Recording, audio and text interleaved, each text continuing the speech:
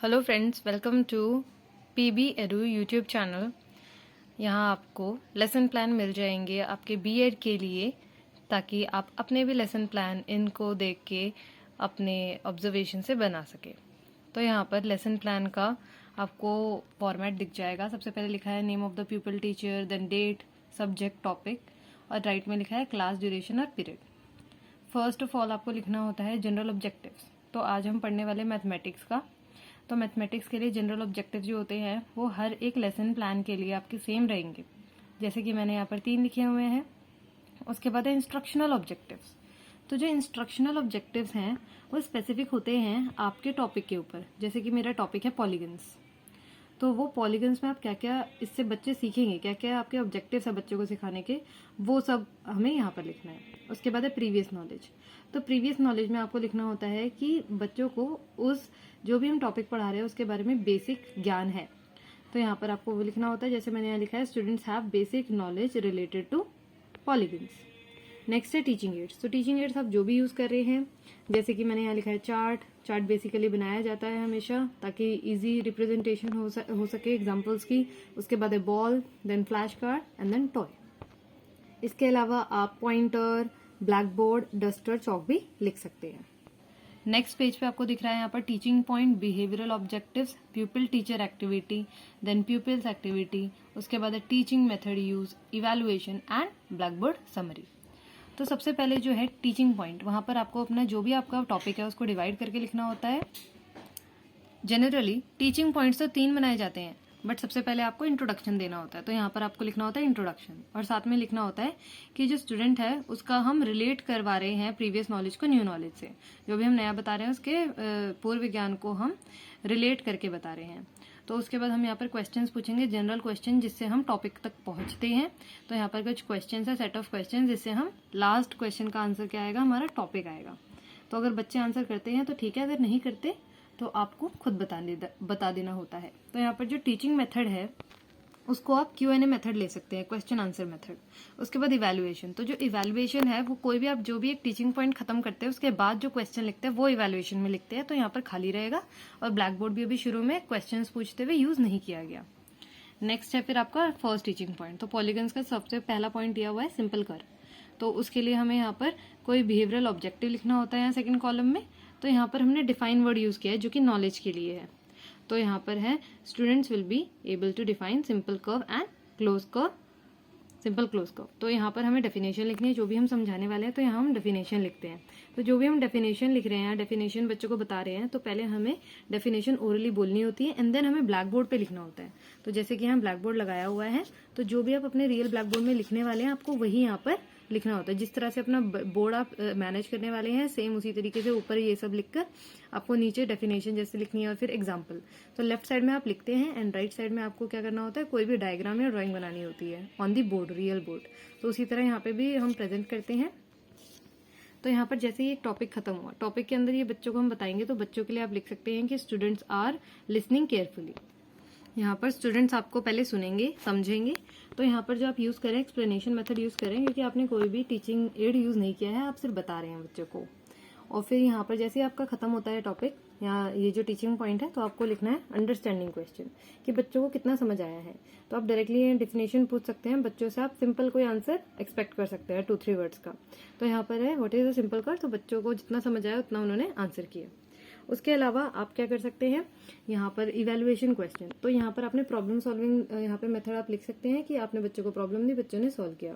तो यहाँ पर नेक्स्ट जो यहाँ पे है इवैल्यूएशन। इवैल्यूएशन के अंदर बच्चे क्वेश्चन सॉल्व करने वाले हैं, उसके लिए लिखा है प्रॉब्लम सॉल्विंग मेथड। तो यहाँ पर लिखा हुआ है which of the following is a close simple कर।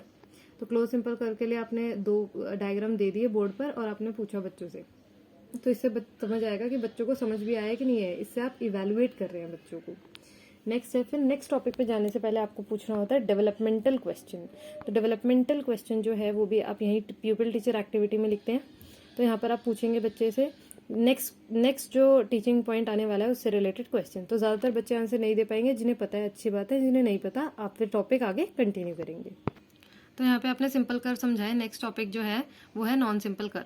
तो बच्चे को आपको यहाँ पे समझाना है फिर सिंपल कर पहले बता दिया, नॉन सिंपल कर एंड देन है इवैल्यूएशन क्वेश्चन। तो इवैल्यूएशन क्वेश्चन यहाँ नहीं लिखना होता है, ये रॉन्ग मेथड है, आपको लिखना होता है यहाँ पर इवैल्यूएशन क्वेश्चन। और यहाँ पे एक्सप्लेनेशन मेथड आ गया। देन है नेक्स्ट डेवलपमेंटल क्वेश्चन। तो व्हाट इज पॉलीगन पूछ लिया बच्चे से, बच्चे को नहीं पता है तो आप पॉलीगन नेक्स्ट टॉपिक स्टार्ट करेंगे। और यहाँ पर भी आपने फिर जैसे ही आप टीचिंग पॉइंट लिखते हैं वहीं पर आपको बिहेवियरल ऑब्जेक्टिव लिखना होता है यूजिंग ब्लूम टेक्सोनॉमी। तो यहाँ पर डिफाइन वर्ड यूज किया है फ्रॉम नॉलेज सेक्शन। तो यहाँ पर आ गया पॉलीगन की डेफिनेशन, एग्जाम्पल। कोई भी डेफिनेशन जो है वो एग्जाम्पल के बिना अधूरी है, इसलिए आपको एग्जाम्पल जरूर बच्चों को देना है। एंड यहाँ पर आपको लिखना है प्यूपिल एक्टिविटी में स्टूडेंट्स आर नोटिंग डाउन। तो यहाँ पर एक्सप्लेनेशन मेथड आ गया। तो जैसे ही टॉपिक खत्म हुआ, आप अंडरस्टैंडिंग क्वेश्चन पूछ रहे हैं कि नहीं, बट आप इवैल्यूएशन क्वेश्चन जरूर पूछेंगे। यहाँ पर फिर से एक क्वेश्चन है, which of the following is a polygon. तो यहाँ पर 2 एग्जाम अपने डायग्राम दिए तो बच्चा बताएगा। जो यहाँ पर आपने डेफिनेशन लिखी है इन प्यूपल टीचर एक्टिविटी, वही आपको लिखनी होती है इन दी ब्लैक बोर्ड, क्योंकि आप बच्चे नोट डाउन करेंगे तो आपको लिखना होता है। तो इस तरह से आप बता सकते हैं। उसके बाद टॉपिक है कर्व। तो कर्व जो है 2 तरीके के होते हैं, पॉलीगन और नॉन पॉलीगन। तो वो भी आप इस तरह से बोर्ड पे समझा सकते हैं।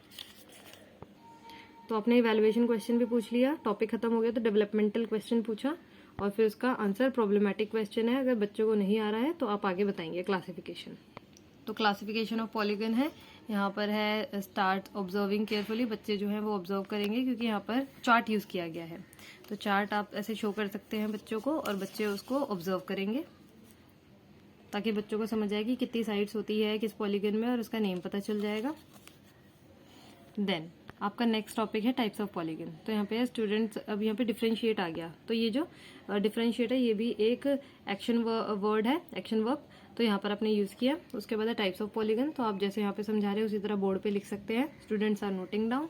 यहाँ पर डिडक्टिव मेथड है क्योंकि आपने पहले बता दिया what is convex polygon and what is concave. तो आपने पहले बता दिया, उसके बाद आप पूछ सकते हैं। तो डेमोन्स्ट्रेशन में आप क्या कर सकते हैं, बड़ा सा एक हार्ड पेपर लेके जा सकते हैं या फिर इसको धागे से दिखा सकते हैं डायगोनल्स को। उसके बाद वही चीज़ आपको ब्लैक बोर्ड पे भी लिखनी है। उसके बाद आप टॉपिक खत्म होती है अंडरस्टैंडिंग क्वेश्चन लिखेंगे। तो इसमें पूछ सकते हैं आप बच्चे से ड्रॉ करके कोई भी पॉलीगन वो बना सके अगर। और उसके बाद है इवैल्यूएशन लास्ट में कि उन्हें समझ आया नहीं आया तो व्हाट इज पॉलीगन डज। यहाँ पे पूछा गया है कि डायगोनल जो है आउटसाइड होता है तो उसको किसको, कौन सा वाले पॉलीगन को कहेंगे। अब यहाँ पे जैसे आपका टॉपिक्स खत्म हो जाते हैं तो आपको रिकैपिचुलेशन करनी होती है। तो इसमें आप क्वेश्चन पूछ सकते हैं, बच्चों से एक्टिविटी करा सकते हैं। तो इसके अंदर आपने कुछ क्वेश्चंस पूछ लिए रिलेटेड जो भी आपने पढ़ाया आज। उसके बाद आपको कंक्लूडिंग स्टेटमेंट हमेशा बोलनी होती है। तो कंक्लूडिंग स्टेटमेंट इस तरह से लिख सकते हैं, जैसे बिगिनिंग स्टेटमेंट होता है यहाँ पे कि आज हम पढ़ने वाले हैं। सबसे पहले यहाँ पर जैसे आप यहाँ शुरू में बताते हैं टुडे वी विल, तो आपको शुरू में स्टेटमेंट ऑफ एम या फिर बिगिनिंग स्टेटमेंट बोलनी होती है जो कि है today we will study about polygons. उसी तरह से कंक्लूडिंग स्टेटमेंट भी होती है जब आप टॉपिक खत्म कर लेंगे। कंक्लूडिंग स्टेटमेंट बोलने के बाद आपको होमवर्क देना है। तो इसके लिए आप अपने लिए फोल्डिंग वाला ब्लैक बोर्ड लेके जा सकते हैं या फिर ओरली बच्चों को बता सकते हैं, या फिर आप बोर्ड पे भी यहाँ पर डायग्राम बना के क्वेश्चन दे सकते हैं होमवर्क में। तो ये सब काम आपको जो भी आपके इंस्ट्रक्टर हैं उन्होंने अगर आपको 30 मिनट्स का टाइम दिया है और इन सब में आपकी मैक्रो टीचिंग जो है वो आपको ख़त्म करनी होती है, आपको मैनेज करना होता है सारा टाइम। तो अगर आपको ये लेसन प्लान इन्फॉर्मेटिव लगा हो और अगर आप ऐसे ही लेसन प्लान्स और चाहते हैं और समझना भी अगर चाहते हैं तो please subscribe to my channel. आपको और भी लेसन प्लान मिलेंगे और हिंदी में भी मिल जाएंगे, हिंदी लैंग्वेज के अंदर ही ज़्यादा मिलने वाले हैं। तो बने रहिए साथ में और ताकि आगे आपको वीडियोस मिलती रहे। Don't forget to click the bell icon and subscribe to my channel.